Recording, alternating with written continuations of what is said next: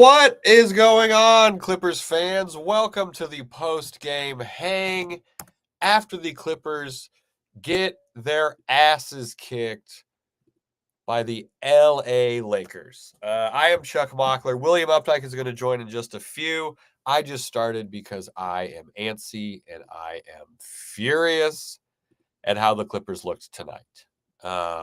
This was, as Ty Lue mentioned, the third game in a row that could have pissed some people off. If you missed the game, I'm not going to tell you the score because I don't want to say it out loud. But just know that per our friend Justin Russo, the 25-point loss this evening is the largest the LA Clippers have suffered to the Lakers since January 15th, 2010. It's the largest home loss to the Lakers since 2008. So it was a horrible performance. This was bad. It was bad all around, and it just happened. So, yes, I'm a little fresh right now with rage after sitting through that game. But this game was horrible from the start. The Clippers were down 45-21 after the first. What's up, Will? I just started 1 minute ago. I was debriefing the crew that emotions might be a little raw because the game just ended, but this was piece of shit game. God, this is one you pretty comfortably could have turned off at the half. Would have been after the first. Yeah, would have been fine. I mean, the Clippers trailed by 20 for basically the entirety of the game. It's the same troubling thing we've seen recently in a couple of losses where, like, defensively they start off super soft, and I don't know at this point, like, if that's a fatigue thing. It certainly, isn't even the most schedule-wise most troubling stretch of games that they've had so far in the season. But whatever, maybe it's a cumulative thing. But, you see these teams have these outlier offensive performances, and what's the one common denominator? This team is starting super soft defensively, and when they aren't on defensively, it's really hard for them to get into their offense. Like, this isn't a great offense. This is a below-average offense. Hopefully that'll pick up. Hopefully that'll pick up as Kawhi continues to be integrated. But that's a lot of how they can get things going. That's a lot how they can pour it on a team is defense leading to offense. And I'm just not seeing this right now. Chuck Sampson, was this really your first game and Intuit? Dude. I am so sorry for that. If you're listening to this, we're going to post this on audio later. If you want to hang with us post game, usually it's more fun than this. Come find us at youtube.com/@ClippersPodcast. Chunk Sampson in the comments. If this was your first game at Intuit, I am so sorry. So my first game, it wasn't my first game into it, but my first game as a fan, not as media. I brought my parents to, is that loss to Portland, which that one is always gonna be a thorn in my side as well. So there's a lot. This isn't. So let's level set real quick to use some marketing talk. This is not a burn the tape game. This is not an outlier game. What happened tonight, as you mentioned and as Ty Lue talked about after these last three performances. This is now a trend game, I think. The Clippers are trending down. Defensively, for sure. Yeah. They scored 97 tonight. I think we can say offensively, too. Well, that's, But, yes, the schedule, there's been a lot of games. Sure. But from the jump, this game was down. Chris Dunn, someone's talking about in the comments, thinking Dunn's, so Skim in the comments saying, I thought Dunn's intensity would trickle down to everyone. Chris Dunn checked in the first time he checked in after being out, tipped an offensive board. The Clippers got a 3. It was awesome. There was like a Derrick Jones Jr. dunk, and that were the two most intense moments from this game. The steal, and then I want to say it was a Norm 3, but the cut it to 13 before the Lakers went on a 7-0 run, and again just completely snuffed it out. I thought that was another one of those points, but the inefficiency is rough. I'm seeing somebody. Let me see if I can find the comment. Mikey is asking about featuring Big Zoo. He was super inefficient tonight. He was just 2 of 7, and they doubled him. And they did double him, and it's also he's not heavily featured in the offense. So if he's not, you know, not necessarily his fault. Sometimes shots don't go down, but if he's not efficient in those opportunities, he's going to get looked to even less. You know, like Yeah, great point. they're not going to be like, oh, Not that this it's is right. something we normally do. So why don't we just keep feeding him and see what happens? And you bring up the doubles, which is great, but I mean, theoretically, if the worst shooter on the floor is being doubled, there should A better shooter's open. I feel like there's several options on the floor in those types of situations. One of the options that was not there tonight, and Alan, we're going to talk about it. One of the options who was not good tonight, we're going to talk about Kawhi, who has a bit of an excuse, I think, for maybe having a couple bad games here and there, just coming back from injury. James Harden was terrible shooting tonight. Trash. It was bad. And it started bad. He went 2 for 12, 0 for 5 from, like, it was just like not making a 3-point game. How many of those does he have in his career? That cannot be a very common occurrence. It was brutal. And turnovers were good though. 9-1 assist to turnover ratio. Hey, 9-1. The only take that to the bank.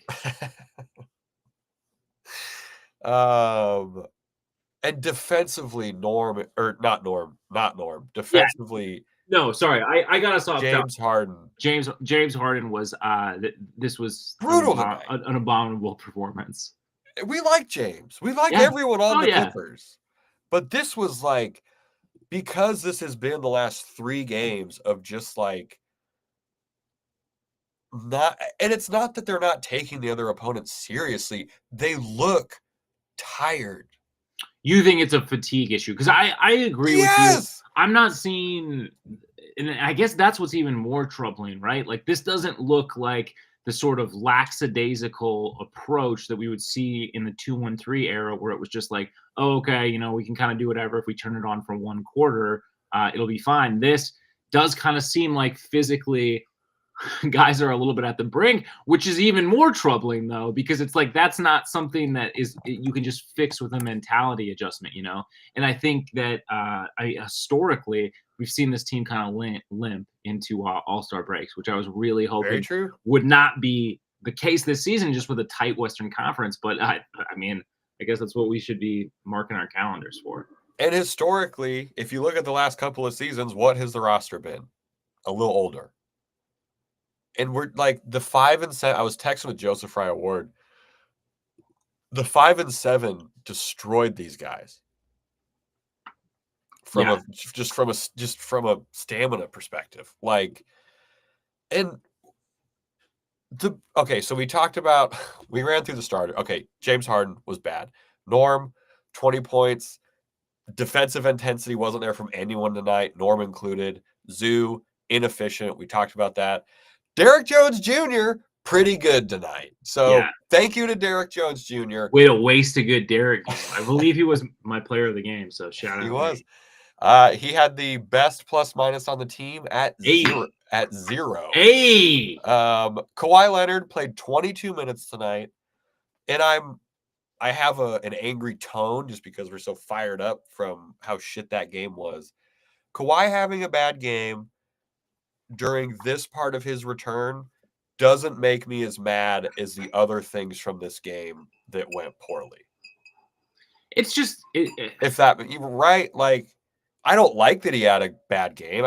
I really wanted him to have a really good game, obviously, but it's just coming back. It's a lot of games. I don't know. No, I agree with you. And for me, like Kawhi, like we've already kind of seen some of the highs, right? I feel like he's still, even with a couple of these last games that have been less than inspiring, I feel like he's ahead recovery-wise where I would have pegged him at from where he was when he returned to the lineup. Still bad tonight. Still bad tonight. I think the thing that is a little bit more unsettling is just like how 3 of your top performers all have a shit night on the same night. And it again, in a vacuum, not that big of a deal, but this is like the 3rd game in a row where it's kind of like, all right, so what are we really doing here, guys? Like, it's just, I don't know. I mean, maybe the All-Star break can fix it, but they gotta get right spiritually, I feel like, right now. All right, showing this super chat from Sinner JR, an incredibly ominous nickname. Kawhi has not looked good. I love every spelling of Kawhi. Kawhi has not looked good over the last few games now. It's true. Lakers made us look silly and old. Thank you for the super chat. You're not totally wrong. The Clippers looked old from the jump tonight. They were getting LeBron was so aggressive, and the Clippers had no answer. They were getting absolutely sliced defensively. Like there was just zero resistance. It could have been 5 traffic cones out there, and the result would have been the exact same. Okay, so we ran down the starters, and we talked about how they were. Oh, a thing with Kawhi, really quick. The offense, not totally being there tonight, I can live with. That's fine. The defensive intensity we saw from Kawhi, kind of really from when he first came back, up until maybe 2 or 3 games ago, was a lot higher than it was tonight.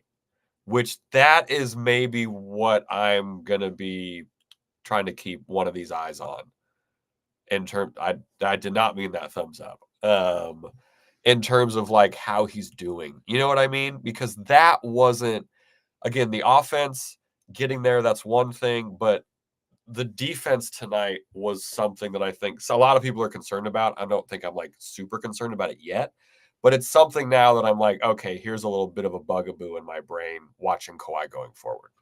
Yeah, no, I think that's absolutely fair, because that was the side of the court where it was clear that he was unable to keep some sort of governor on. You know what I mean? Like he was still playing at full intensity there, Totally. even when it was pretty clear that he was kind of pulling punches offensively in terms of how much, what percentage he was willing to go with full Kawhi. Yeah. So seeing a drop off on the defensive end is certainly something to monitor, as he is still on a minutes restriction, which has ramped up, but he's not fully cleared yet. Right. So to see, a step backwards is troubling. Even given what I said earlier, thinking that he was further ahead in this return than I had initially thought when he first returned to the lineup. Another thing is just, I have more questions about this rotation. Oh, we have to talk about the bench. I do want to answer one quick question. Yeah. Oh, yeah. Carlos Acedo saying, Mr. Mockler, where did you get your hat? This was an incredibly under the radar collaboration between Ty Dolla $ign and the Clippers a couple seasons ago. Yeah. So here's a crazy thing. The same day that the Ty Dolla $ign stuff went on sale was also the same day there were those huge protests outside of Staples because of the Daryl Morey, I think, Taiwan comments.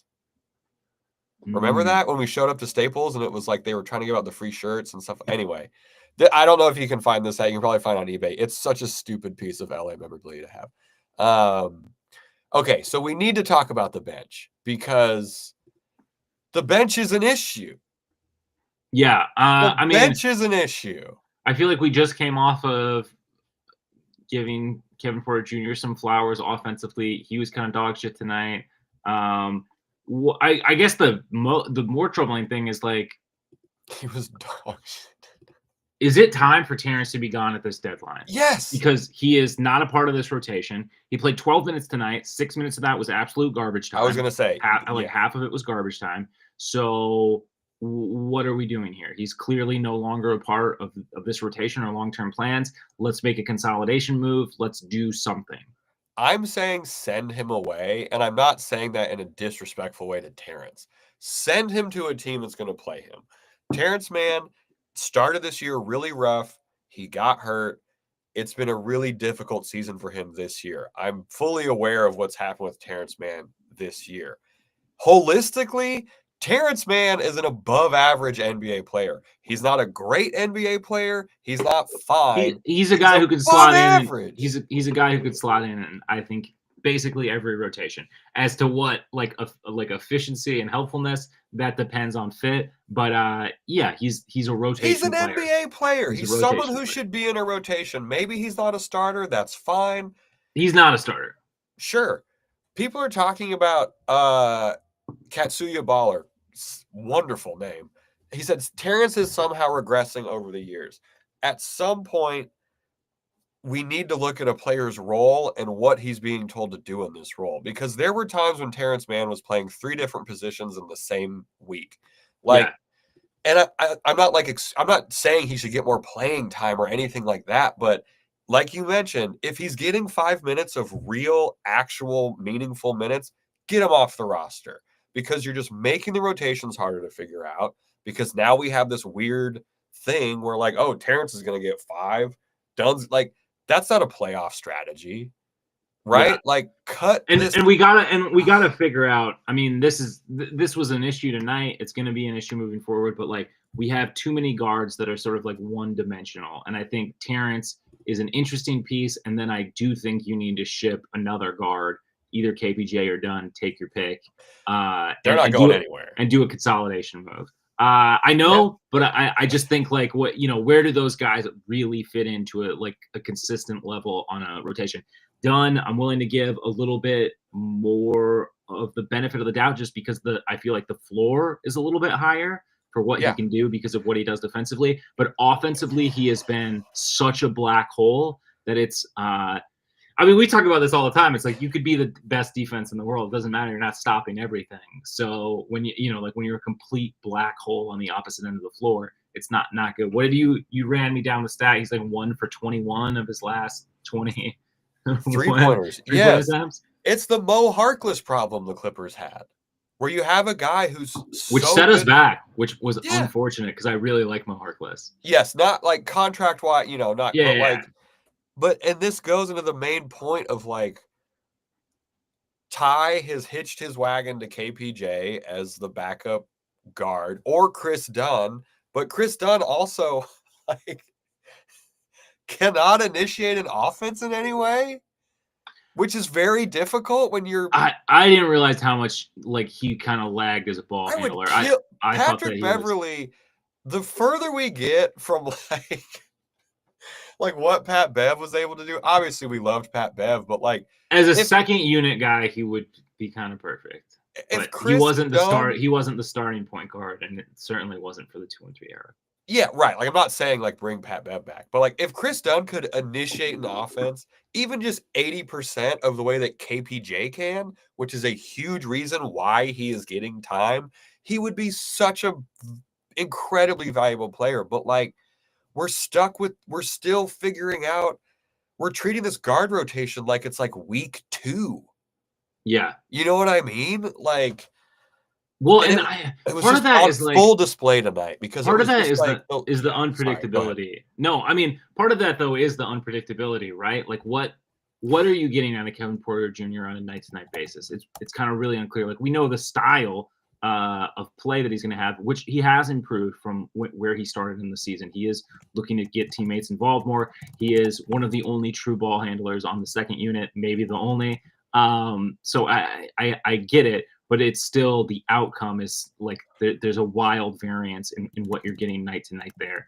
And then Chris Dunn, I mean, he has just returned to the lineup, so I should probably, be giving him a little bit more of the benefit of the doubt. That is fair. Again, we're hot. If you're just joining, but I mean, he kind of picked back up though where he left off, which is a little difficult.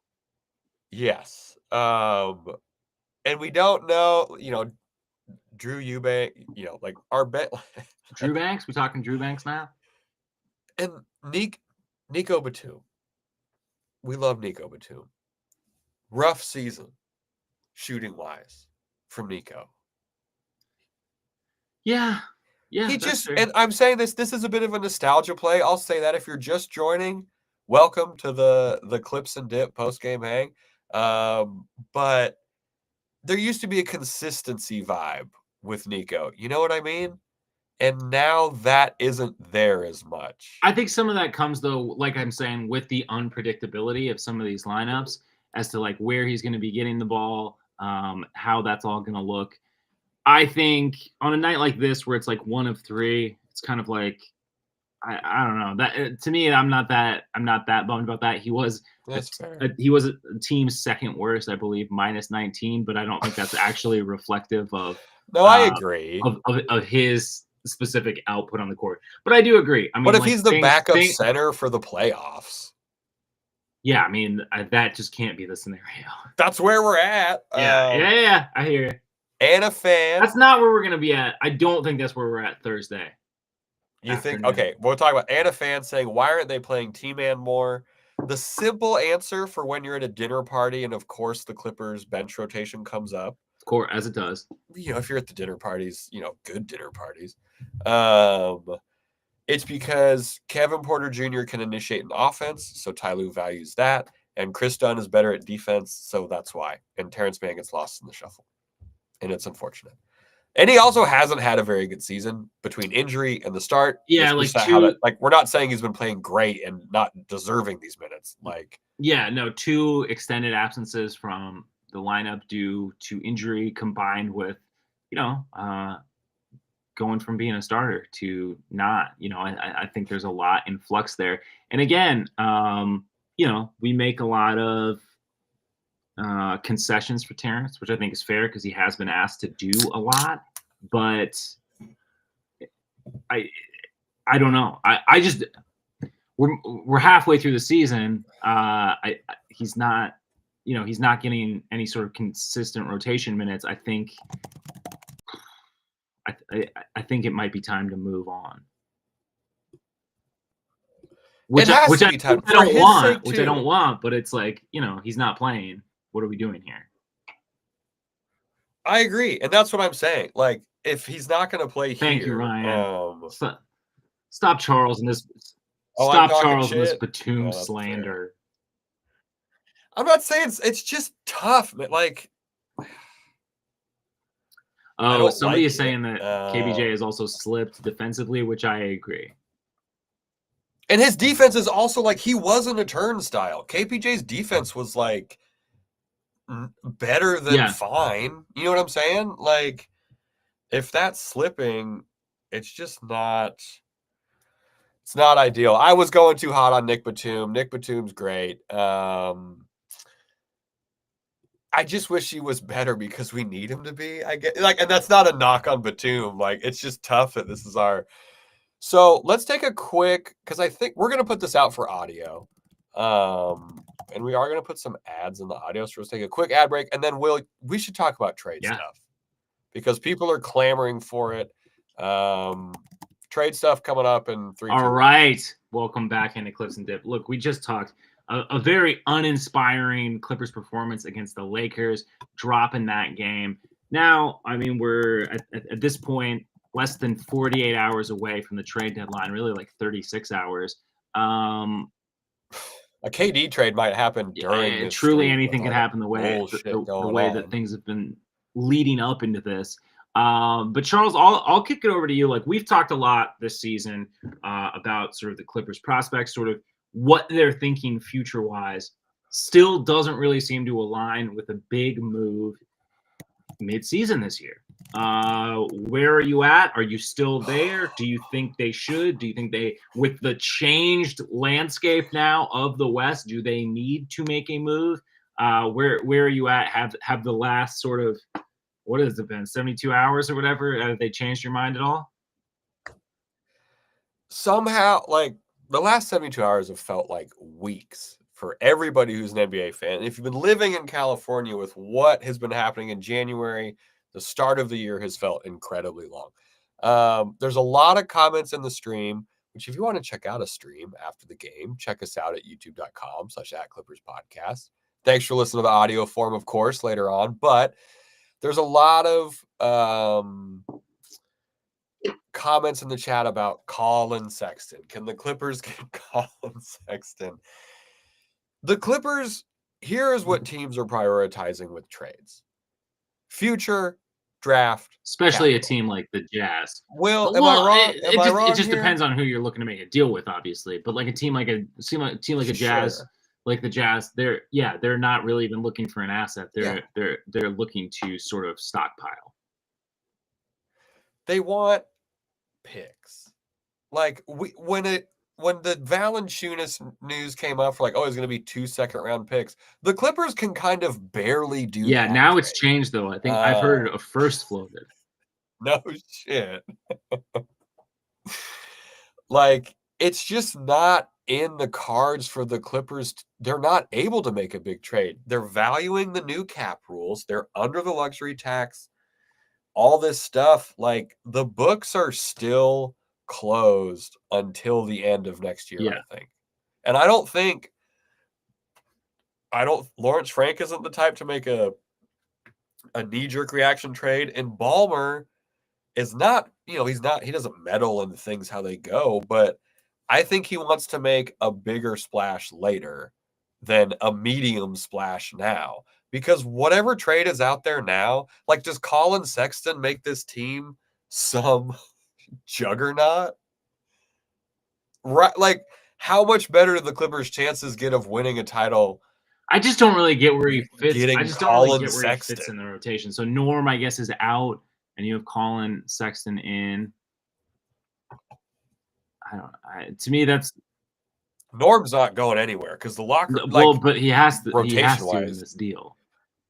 I think Colin's at like Right. Like, 18. He's like sub 20, but he's like, around that 18, 19 number. So yeah. Oh, like, or you like, it just doesn't.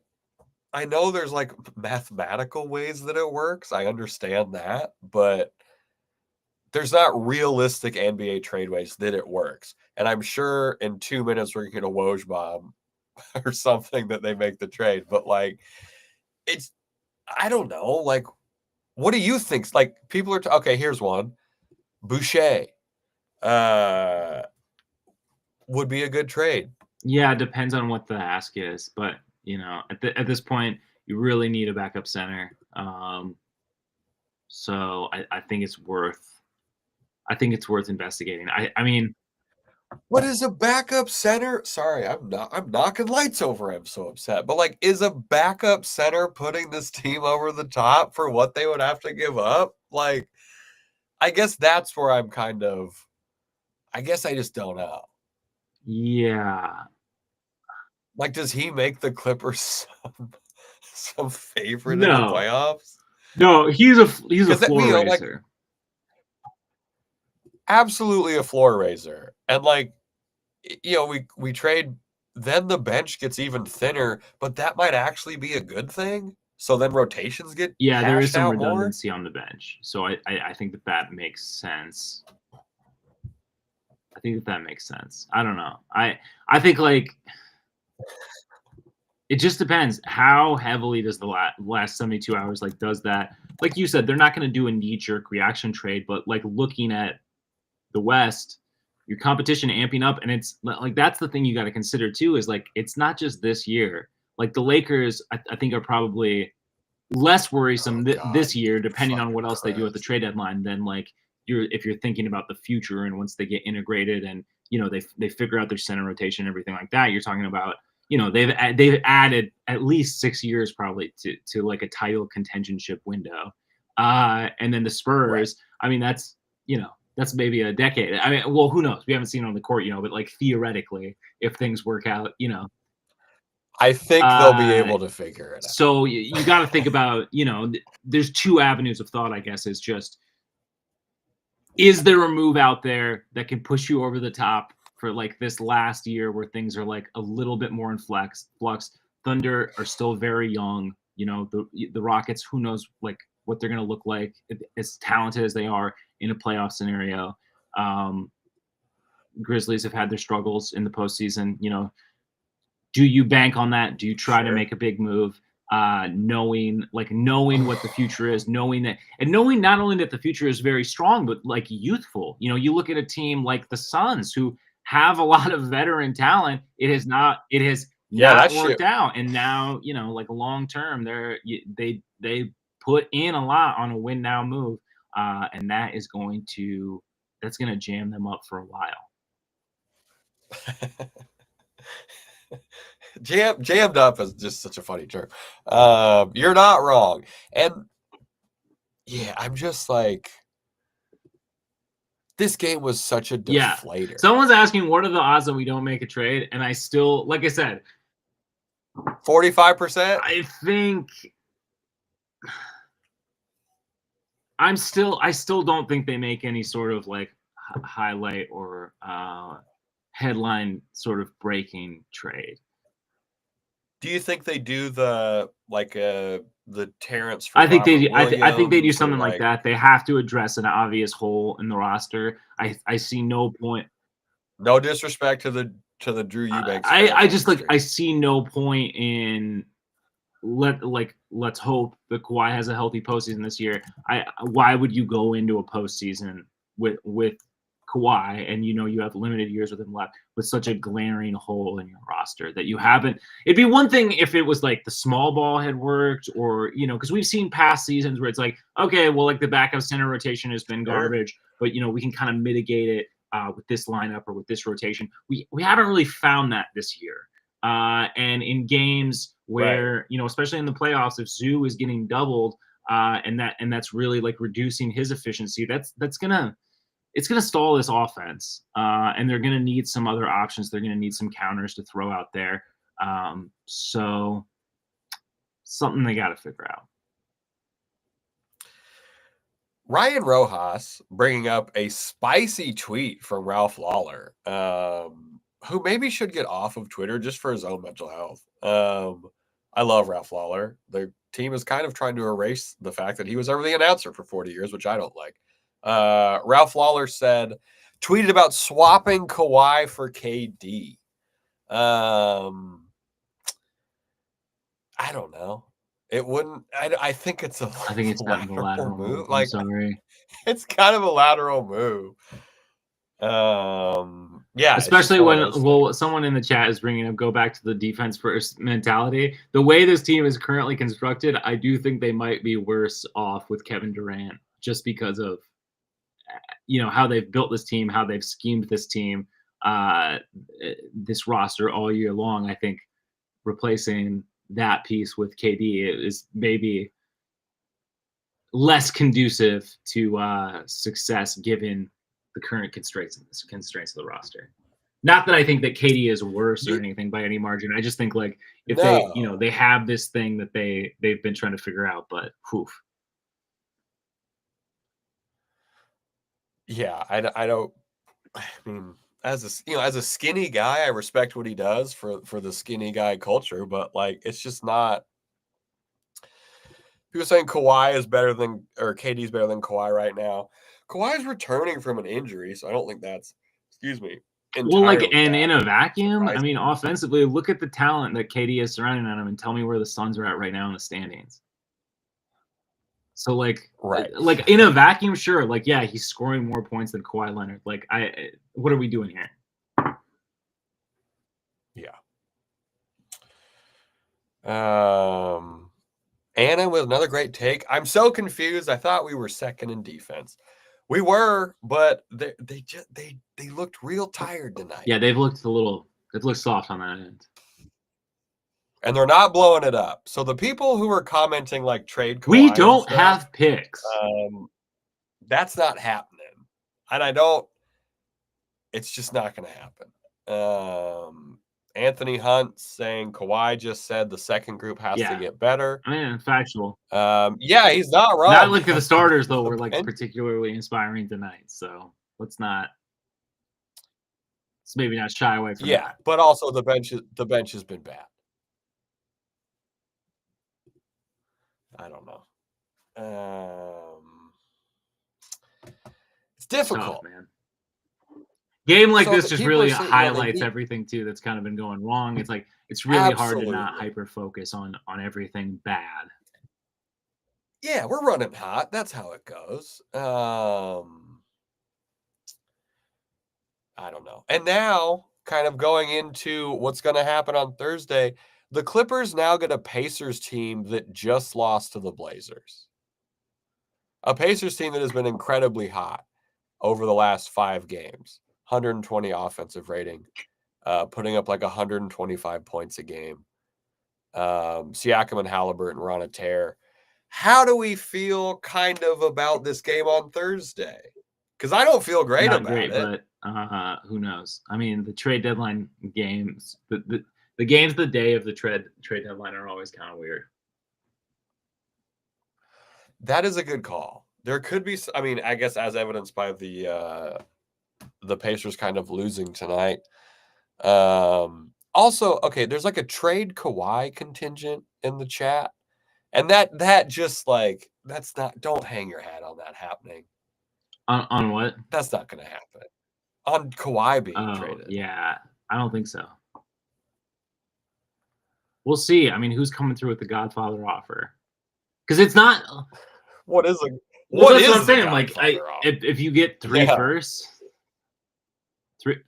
three firsts, and No. like not anyone who's even sniffing an All-Star game, but rotation player salary match. I think you're probably taking it. Yeah. Of course you're taking that. That would be a worse trade than the Luka trade. No, but he's not going anywhere. And again, new arena just opened up. Ballmer's not sacrificing star power. Yes, the Clippers are close to last in average attendance, but the stadium is smaller than pretty much every other stadium, I think, other than like 10 of them. I think like Utah might be smaller. He's just not getting worse than that. You know what I'm saying? Like he's not gonna do that. Yeah, I don't know, man. Is Thursday a must win? For your own sanity, is Thursday a must absolutely. win? Unless they make some sort of trade that makes me feel wildly different about this team.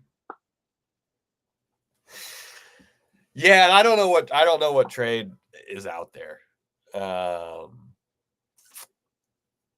Yeah, I don't feel great right now. You know what would make me feel different?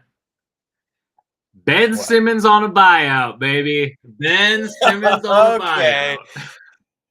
What's funny is that we're doing a live stream and not a single person in the chat has brought up Ben Simmons. So chat, sound off if you want Ben Simmons on the team. As hey, why not, dude? On a buyout where you literally give up nothing other than the money, who cares?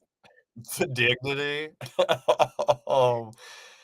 Yeah, couldn't hurt, you know. Chris G saying Thursday is definitely a must win. One thing I'm concerned about with Thursday, you know who has a pretty good bench? The Pacers. The Pacers have Obi Toppin and TJ McConnell on their bench, who are annoying to play against, which is the mark of a great bench player in the NBA, is that you're annoying as hell to play against. Will, your Simmons take is getting surprisingly no love, which I'm going to be honest, I'm genuinely surprised about. I'm not mad at it. On a buyout for $1 million.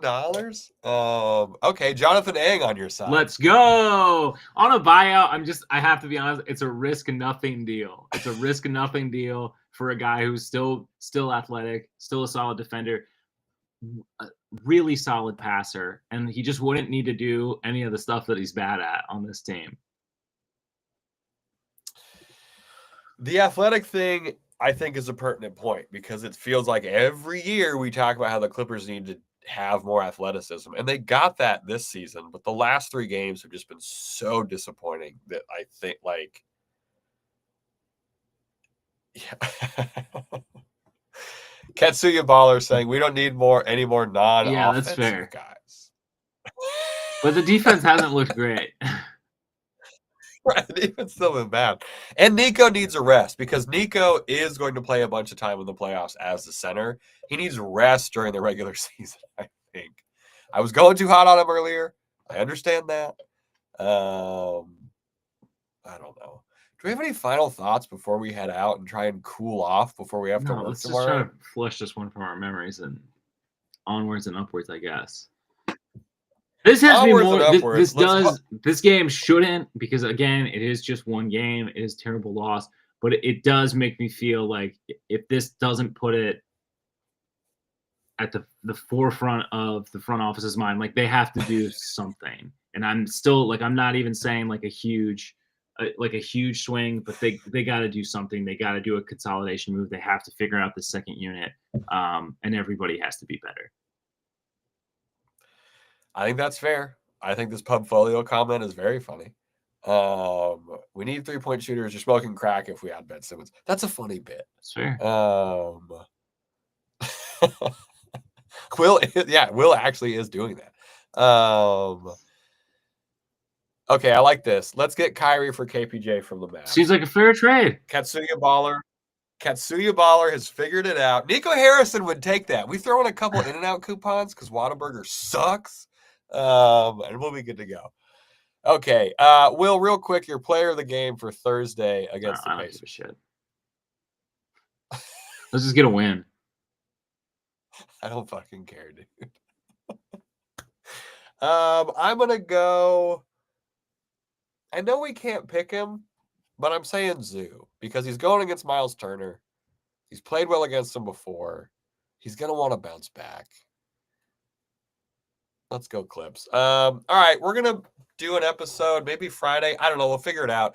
Thank you for hanging out. Will, where can these people find us and tell their coworkers to listen Yeah, to you us? can listen to us wherever you get your podcasts. If you happen to listen over on Apple Podcasts, Spotify, leave us a little rating review. It helps us out.